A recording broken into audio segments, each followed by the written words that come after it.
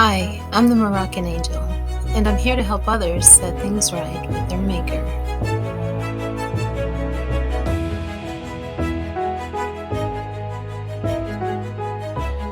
All right, so we're first going to start with just some basic English, beginning with the simple word protect. Protect is defined in the American Heritage Dictionary as to keep from being damaged, attacked, stolen, or injured. It's to guard. In the Collins English Dictionary, protect is defined as to defend from trouble, harm, an attack, etc. In the Random House Kernerman Webster's College Dictionary, protect is defined as to defend or guard from an attack, an invasion, etc. A cover or a shield. To guard is to watch over in order to keep one from being injured. Now, I'm going to do my very best to keep this rather simple. When we observe the event of Bishop Mari, in which he was attacked, we see that he holds up this cross between himself and the man attacking him. Now, it's very sad to see because, let's look at this very clearly and exactly for what it is. From a psychological standpoint, Mari, in one of the worst moments of his life, in defense of his very life, he holds up the cross, an item that has been a symbol of the suffering and very presence of Jesus. Now, billions of Christians have come to place their confidence in not only Jesus, but this emblem. Someone said to me, numerous individuals, professing Christians, have said to me, there's power in the cross. So let's see if this is in fact true. Was Mari well within reason to expect Jesus to protect him from this knife-wielding attacker? Is it scriptural to presume that Jesus would keep him safe from such an event? Because, he can say hundreds of times, I don't care to die, which he has done, that he doesn't care to die. I'm not afraid to die. I welcome death. But the truth is, he was afraid to die. You can see it on his face.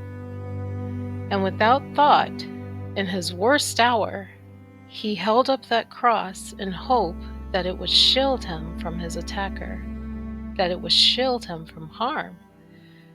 So was it well within reason, scriptural reason, for him to stand and act on the belief that Jesus would protect him and keep him safe from harm? Well, let's look at the very author of the Christian faith, Jesus.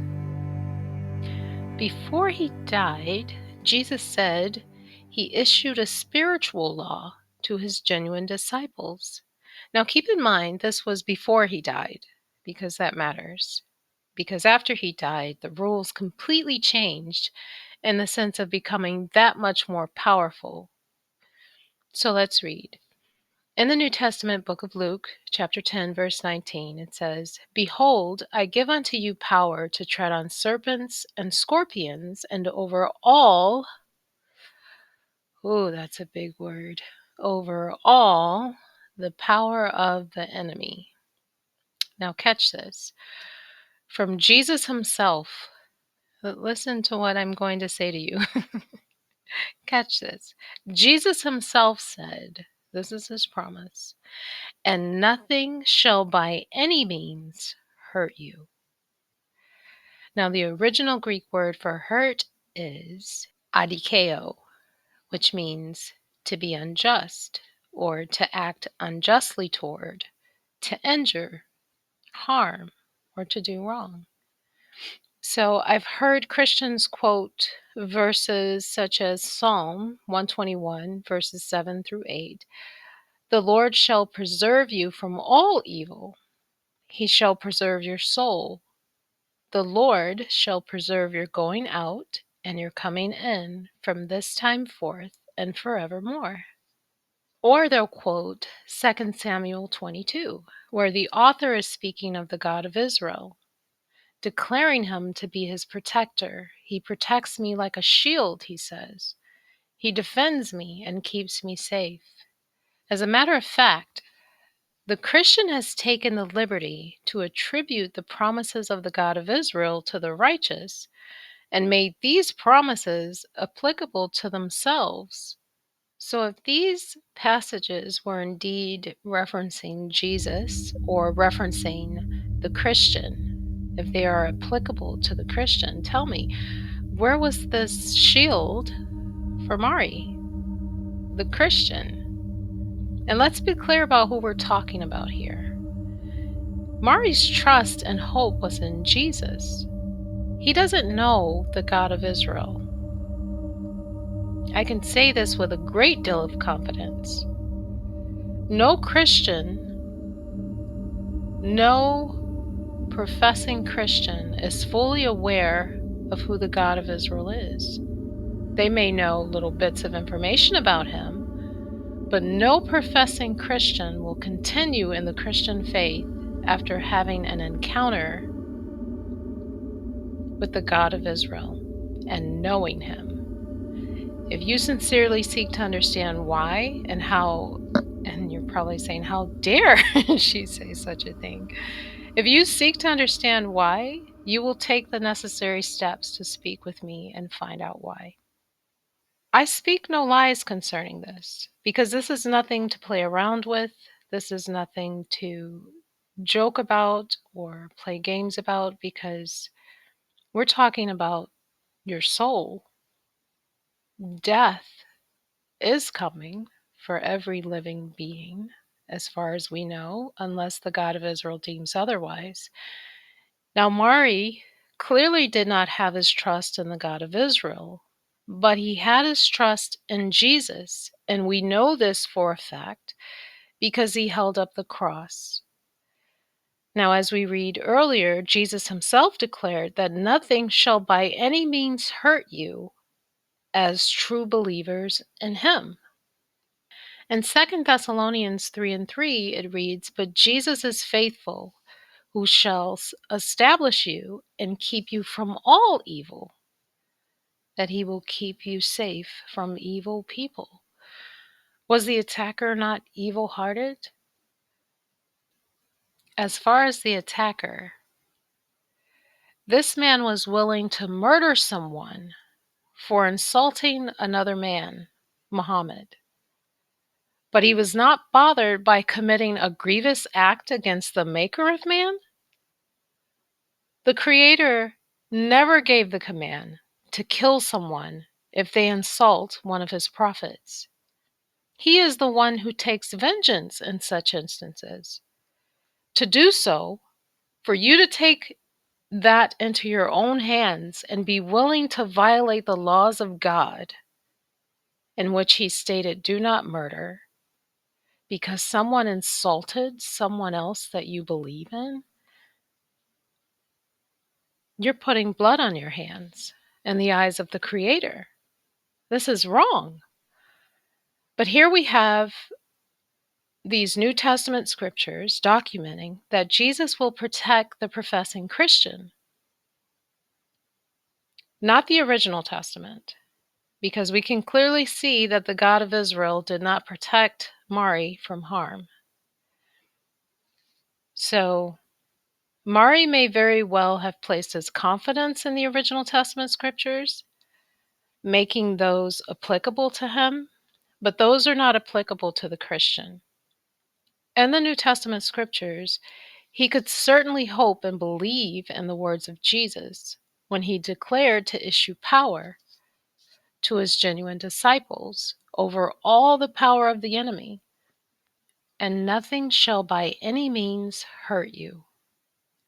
Now, for those who see this as a preposterous or impossible promise, irrational or extravagant in nature, you're demonstrating that, based upon your judgments of what is sound and reasonable, you have deemed Jesus' words, in this particular instance, unbelievable. And you know what that means? that you're not his. Your Christian profession is false. Because you see, you can't pick and choose which parts of Jesus' proclamations are worthy of acceptance based upon your ability to believe them. That's not biblical Christianity. Now, I want you to acknowledge that Christians worshiping Jesus as a God, he only need to say it once. That should be more than sufficient. The Christian, considering Jesus as a God, should respect him enough to acknowledge his words. He only need to say it once. And he said, "Nothing shall by any means hurt you or harm you." Do we see anywhere else in the New Testament scriptures where one could boldly stand on the assurance of Jesus' protection from harm, especially after his death and resurrection? I want to point out that the genuine Christian will possess the true indwelling of Jesus' Spirit. Meaning, if Mari possessed the true Spirit of Jesus, he would have known about the attack prior to attending the event. It wouldn't have been a surprise. If he was simply forewarned by the true Spirit of Christ, it would have been avoided. In the book of John, chapter 16, verse 13, Jesus declared, "When the Spirit of truth comes to indwell within those who are his true disciples, he will guide them into all truth. He shall not speak of himself, but whatsoever he shall hear, that shall he speak." Hear me. "And he shall show them things to come." Question: why didn't Jesus' Spirit tell Mari that he would be attacked and harmed? So we're looking at 1, Jesus himself said that he has issued the genuine Christian power over all the power of the enemy. The attacker on Mari was an enemy. 2, Jesus stated that nothing shall by any means harm the genuine Christian. Mari was harmed. He was stabbed. 3, Jesus said that the Holy Spirit would guide the genuine Christian into all truth, and that his Spirit will tell them things to come. But he didn't tell him. He didn't tell Mari that the attacker would be there and try to kill him. He warned Paul. In Acts 21, Paul was forewarned.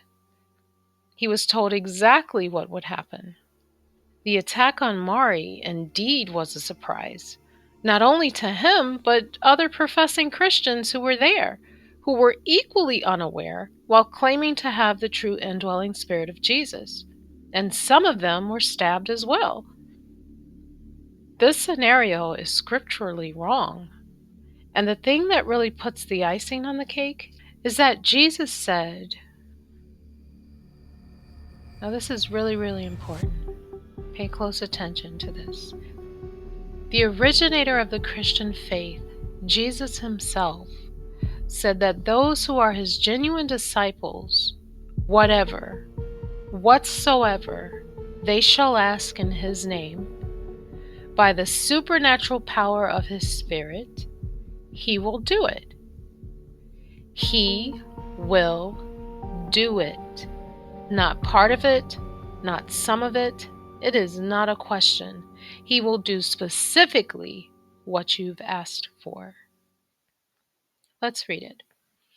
In John 14 and 13, Jesus said, "I will do whatever you ask in my name, so that the Father may be glorified." Whatever, like let's deal with some facts. Whatever literally means anything or everything, no matter what, whatever you want. And Jesus reiterates this in the very next verse. He reconfirms what he just said. In John chapter 14, verse 14, "If you ask me for anything in my name, I will do it." Now here's the thing. Mari, in his hour of need, gave a heart cry to Jesus to help him. to protect him from this knife-wielding attacker. He didn't want to be stabbed or injured by this knife. We know this because of his automatic reaction to hold up the cross in defense. He fully trusted that Jesus would help him. His cry for help from the depths of his heart to Jesus to protect him, to keep him safe from harm, from being injured, failed. Now, there are quote-unquote Christians who will say, well, Jesus did protect him. He's still alive. And some are even going as far as exaggerating the truth, stating that Mari was not even stabbed, but he was. And he underwent surgery, having sustained lacerations to his head. And as I stated, others were stabbed as well, other professing Christians, who depended on, by the way, and trusted in Jesus' promise to keep them safe from harm. They were injured as well, despite their desperate heart cry for help. Sure, their lives were spared, but so are thousands and thousands of others that are not professing Christians. This is probably for some a difficult truth to hear, but the truth is bodyguards could have done a better job at protecting Mari on that day than Jesus. Hard questions that professing Christians should be asking is why? Why wasn't he forewarned by the Spirit of Jesus that this man would attack at this event? That his very life was in danger? Why was he not kept safe from harm? Why was he even placed or led in harm's way? Why was he injured? Why wasn't his prayers, his cries for help answered or fulfilled? One of the staggering truths that absolutely must be faced is, can Jesus' promises be trusted? Because either Jesus' promises are false, or those who are claiming to be Christians and failing to see the biblical fulfillment of his promises are deceived. Their claim is false, or it could be both. Now, if you are a subscriber to my channel, I encourage you to connect with me. I host a number of classes and Bible studies for those who are seeking to study the ancient scriptures from an objective, fact-based perspective. And I provide a logical approach to the Christian religion and the ideas and concepts surrounding the God of Israel. I'd love to hear from you. You can send an email to me at themoroccanangel@gmail.com. I look forward to hearing from you. Remember, do what is right. Always. It matters.